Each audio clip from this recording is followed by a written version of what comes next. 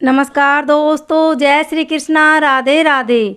आज हम आपके लिए चैत्र माह शुक्ल पक्ष की कामदा एकादशी व्रत की पौराणिक कथा लेकर आए हैं।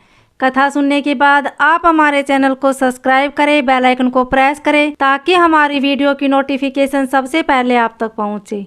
वीडियो को लाइक और शेयर जरूर करें।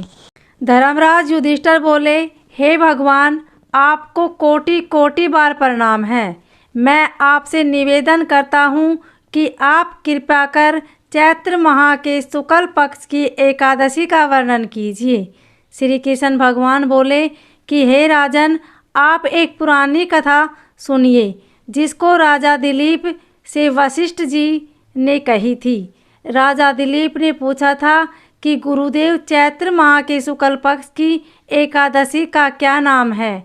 इसमें किस देवता की पूजा होती है तथा इसकी विधि क्या है, सो कहिए।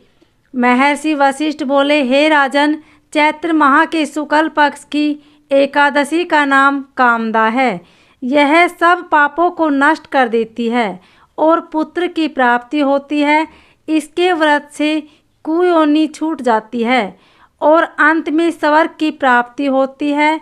अब मैं इसका महात्म्य कहता हूँ, ध्यान पूर्वक सुन। प्राचीन काल में एक भोगीपुर नामक नगर में पुंडरीक नाम का एक राजा राज्य करता था। वहाँ अनेकों अप्सरा, गंधर्व, किन्नर आदि निवास करते थे। उसी जगह ललिता और ललित नाम के दो स्त्री पुरुष अत्यंत वैभवशाली घर में निवास करते हुए विहार कर रहे थे। एक समय राजा पुंडरीक गंधर्वों सहित एक सभा में क्रीड़ा कर रहे थे। उसी जगह ललित गंधर्व भी उनके साथ गाना गा रहा था, परंतु उसकी प्रियतमा ललिता उस जगह नहीं थी। इससे वह उसको याद करने के कारण अशुद्ध गाना गाने लगा। नामराज करकोटक ने राजा पुंडरीक से इसकी चुगली कर दी। इस पर राजा पुंडरीक ने ललित को श्राप दे दिया कि अरे दुष्ट, तू मेरे सामने गाता हुआ भी अपनी स्त्री को स्मरण कर रहा है। इससे तू कच्चे मांस और मनुष्य को खाने वाला राक्षस होगा।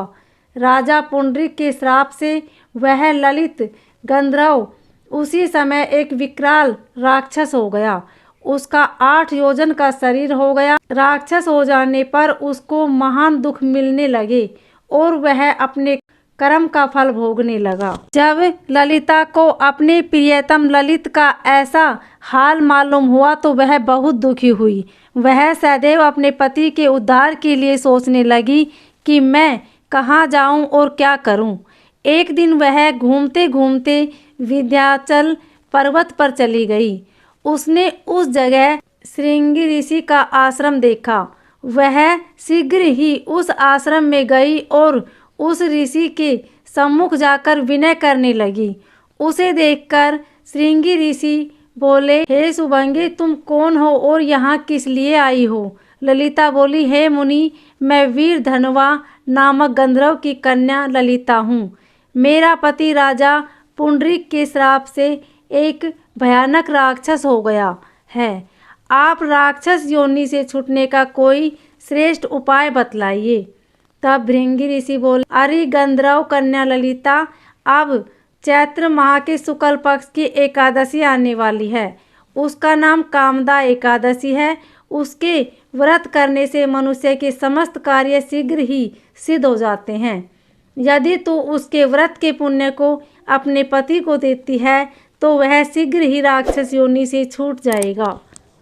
मुनि के वचनों को सुनकर ललिता ने आनंद पूर्वक उसका व्रत किया और द्वादशी के दिन ब्राह्मणों के सामने अपने व्रत का फल अपने पति को देने लगी और भगवान से इस तरह प्रार्थना करने लगी, हे प्रभु, मैंने जो व्रत किया है उसके पुण्य से मेरे पति राक्षस योनि से शीघ्र ही छूट जाए।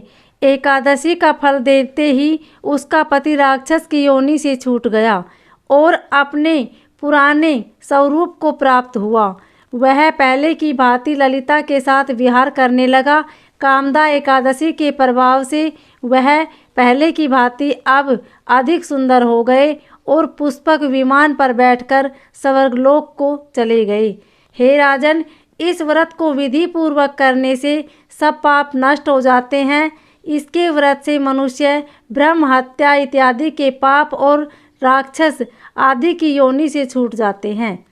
इसकी कथा व महात्म्य के श्रवण व पठन से वाजपेय यज्ञ का फल प्राप्त होता है।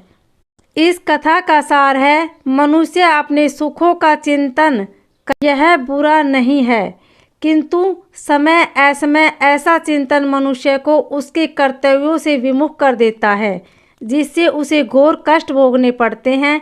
गंधर्व ललित ने भी राक्षस होकर घृणित कार्य किए और कष्ट भोगे, किंतु भगवान विष्णु की कृपाओं का कोई अंत नहीं है। वह मनुष्य को उसका मन चाहा फल देते हैं, किंतु जब मनुष्य स्वयं कर्म करे और उसका फल किसी दूसरे को अर्पण करे तो उसका वह कर्म तप से भी अधिक प्रभावशाली होता है और पुण्य दान करने वाला देवतुल्य होता है। ओम नमो भगवते वासुदेवाय।